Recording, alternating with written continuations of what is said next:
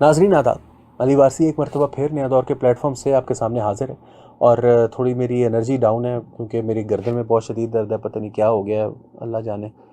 बहरहाल, तो जनाब पहली बात तो ये है कि वीडियो को लाइक और शेयर कर लें, क्योंकि मेरी एनर्जी डाउन है। इसका मतलब ये नहीं है कि आपको जो है वो आज़ादी है कि आप लाइक और शेयर नहीं करेंगे। और हाँ, वो सब्सक्राइब कर लीजिए चैनल अगर अभी तक आपने नहीं किया। तो पहली बात तो जनाब ये है कि आज 190 मिलियन पाउंड्स केस जो है उसकी एक बहुत इंपॉर्टेंट हेयरिंग थी। आखिरी एक बंदा रह गया, पता नहीं अमीन समथिंग करके, मुझे उमर दराज करके, I don't remember his name. वो असल में इन्वेस्टिगेशन ऑफिसर है नैब का।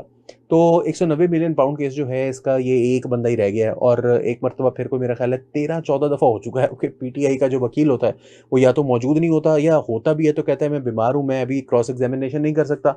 और कभी कभार ऐसा होता है कि वकला मौजूद होते हैं मगर वो क्रॉस एग्जामिनेशन करने के बजाय कोई ना कोई फड्डा डाल के बैठ जाते हैं वहाँ पर और क्रॉस एग्जामिनेशन नहीं करते। अच्छा, मीनवाइल वो डिलेइंग टैक्टिक्स भी इस्तेमाल करते रहते हैं। एक उन्होंने ये भी किया कि इमरान खान की जो है वो एक्विटल की दरख्वास्त दायर कर दी। अब केस जो है वो पूरी तरह से फंसा हुआ है कि इसमें 100% सजा होने लगी है। उन्होंने एक्विटल की दरख्वास्त दायर की। एक्विटल की दरख्वास्त जो है वो जाहिर सी बात है कि रिजेक्ट हो गई। और बड़ा ऑब्वियस था कि नैब लॉ से इसका, नैब जो में तरमीम हुई है उसमें कोई इससे फ़र्क नहीं पड़ता, क्योंकि ये 50 करोड़ रुपए से ज़्यादा का केस है। और बल्कि ये तो तकरीबन कोई 50 अरब रुपए का केस है। 50 करोड़ रुपए का इसका कोई ताल्लुक नहीं था। तो मतलब 100%, 100 गुना ज़्यादा बड़ा केस था। लेकिन उन्होंने कहा कि अच्छा पहले ये डालो ना, ज़रा एक्विटल की दरख्वास्त डालो कि जी ये केस हो गया, चेंज हो गया, अदालती वो कानून चेंज हो गया प्रोसिक्यूशन का, नैब का, तो अब हम जो है वो इसको ख़त्म कर देते हैं। तो उन्होंने ख़त्म करने की दरख्वास्त डाली। जज साहब ने कहा ये तो बेवकूफ़ाना दरख्वास्त है। उन्होंने हेयरिंग के दौरान ही फैसला सुना दिया। इन्होंने जाके इस्लामाबाद हाई कोर्ट में एक पटिशन दायर कर दी उस की रिव्यू के लिए ना, कि ये जो केस है इसके खिलाफ अपील है हायर कोर्ट में। हायर कोर्ट ने फैसला तो करना नहीं होता। वहां पर आमिर फारूक साहब बैठे, गुल हसन औरंगजेब साहब बैठे। और जज आजकल गालियों से बड़ा डरते हैं। पहले भी डरते होंगे, पहले इतनी गालियां नहीं पड़ती थी।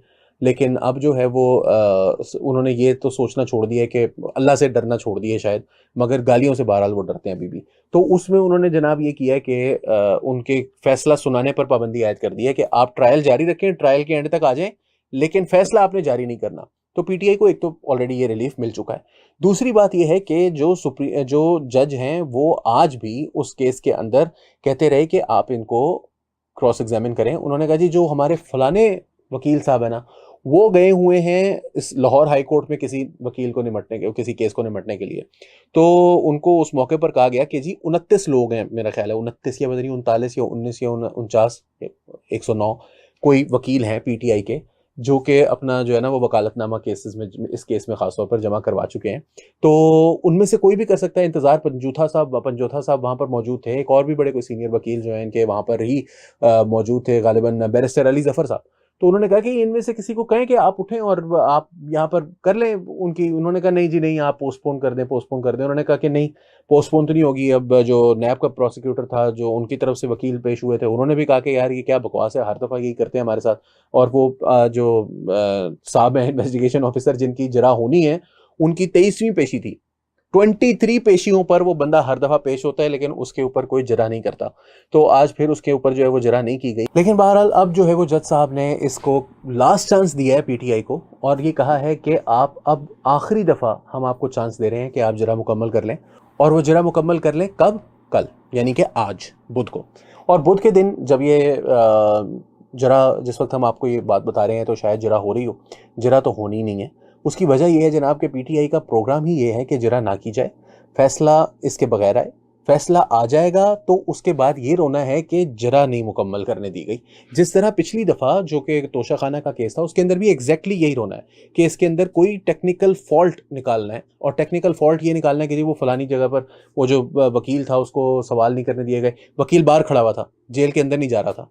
तो जेल के अंदर नहीं जा रहा था, इस वजह से वो जज साहब को कह रहा था कि जी ये वो जो बंदा है वो नहीं आया, तो इस वजह से आप इसको नहीं सुन सकते। और वो जज साहब कह रहे थे भाई मैंने फैसला देना है, इसको कंप्लीट करो। वो नहीं मान रहे थे।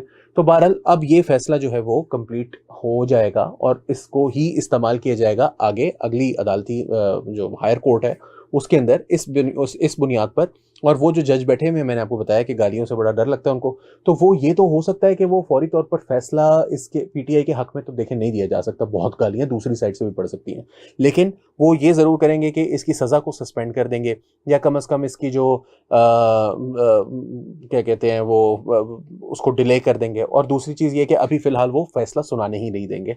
तो ये जो डिलेइंग टैक्टिक्स हैं, ये सियासी तौर पर जो ज़ाहिर है, क्योंकि ये केसेस अनडाउटेडली सियासी तो हैं, ये 2019-20 का केस है, अगर वो 2024 में सुना जा रहा है तो उसकी वजह यही है कि सियासत है, और सियासत में जो है वो मौके के लिए तलाश में रखा जाता है, मगर इसका ये मतलब कहीं नहीं है कि इमरान खान को एक्विट होना चाहिए। मेरा ये ख्याल है कि जो केस है उसके मुताबिक ही फैसला होना चाहिए, उसके अंदर कोई ये नहीं कि क्योंकि ये सियासी केस है लिहाजा करप्शन की इजाज़त होगी। करप्शन की इजाज़त किसी को नहीं है। किसी को फ़ायदा देने के लिए, अपनी ज़ात के लिए, अपनी पार्टी को बचाने के लिए, अपना इक़्तिदार बचाने के लिए किसी बिजनेस टाइकून को अरबों रुपए का फ़ायदा देना जो है वो किसी भी सूरत कौम के लूटे हुए पैसे, लोगों के लूटे हुए पैसों को या लोगों की लूटी हुई ज़मीनों के जुर्माने भरने के इस्तेमाल के लिए नहीं जो है वो इजाज़त दी जा सकती।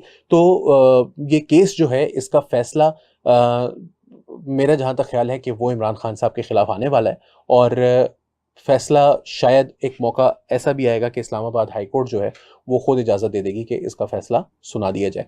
तो अब देखते हैं कि क्या होगा। अली वारसी को फ़िलहाल के लिए नया दौर के प्लेटफॉर्म से